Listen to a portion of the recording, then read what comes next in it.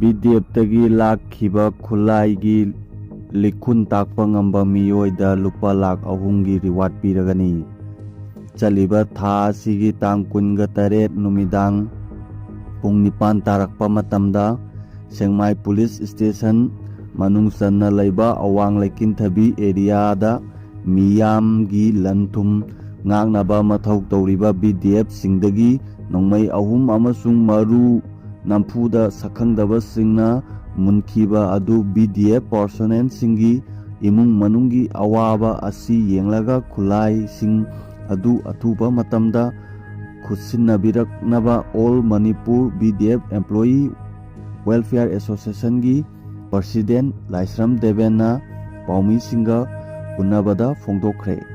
Mahakna makha taraduna hai karigumba BDF personnel sing asi dijenek hek taukhibada mahaki mapunsi adu loibaga sab manai atopa state police ki oinadi suspenda matam khara lairaga amuk hanggatpa yai thokliba kangluk ki irang asida miyambu ngak senaba thabak chathabada BDF su sauraba thaudang lauri karigumba BDF personnel sing asi thabak dagi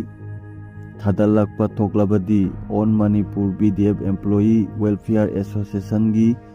mihut singa tanaduna kari karamba thabak pakhat kadage aibadu